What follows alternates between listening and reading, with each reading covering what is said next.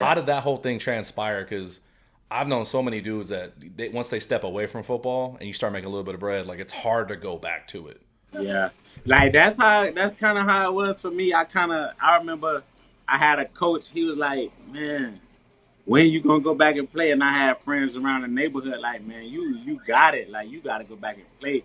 Now I remember telling them, "Man, I'm done." But it was just my mom.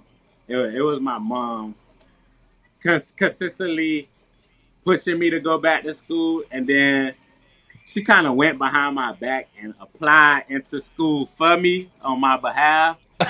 No way. Yeah, yeah. So I ended up getting an email from FAMU, and they was telling me that I could go through Summer Bridge, which it's a summer program. I got to pass all my classes in order to be admitted into school. And I saw that email, and I remember telling her like, "I'm gone." So, for me in my mind, I was kind of done with it, but for her, I think she was just like, nah, I got to get him back in school. So honestly, just having my mom pushing me to get back in school, and once I got back in school, I was just like, yeah, I'm gonna play football. That was no question about it. Yeah, because you got family ties to FAMU, right? Yeah, my mom, she went to FAMU. My brother, he graduated from FAMU. My mom graduated from FAMU, and now both of my little sisters, they enrolled in FAMU right now. Oh, little sisters are there right now. Yeah, yeah, Hey, congrats to the Smith family, man. Just yeah, a definitely. FAMU lineage. Definitely. When my nephew Dude, grow up, we pushing him to FAMU. just a whole bunch of rattlers, bro. Yeah, definitely, definitely.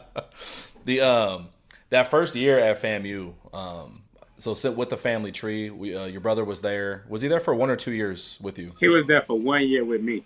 Okay, so getting a little bit of like the ropes of like what the program's like, having a brother there. Talk to me a little bit about being at FAMU. We're trying to push heavy on this channel's HBCU coverage. Now that I've Yeah, gotten a chance to meet Miss Rashida and her team, she always tries to sign one HBU player every year. There's a whole amount of coverage that needs to be done on HBCUs, and I'm definitely. happy to try to provide that. What was life like going there compared to like what you think another university might be?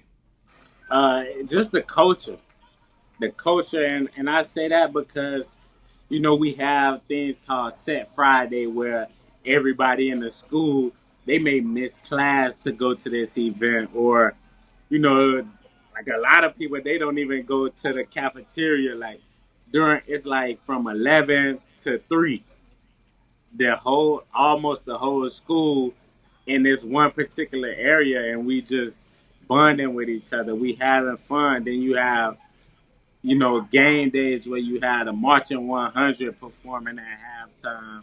The band, and being on campus, you have things like Mr. FAMU and Miss FAMU, the Royal Court, and just having that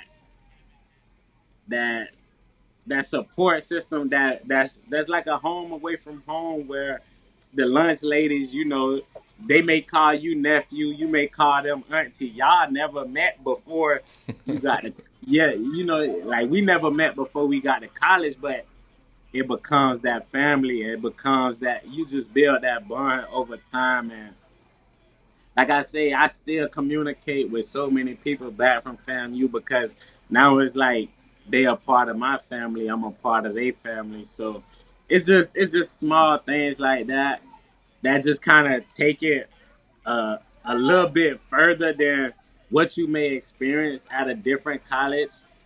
And the HBCU culture is just it's just was a time. It's just a time of my life. Sometimes it's hard to even put it into words because that's the type of environment that you have to experience, and it's not really more so told.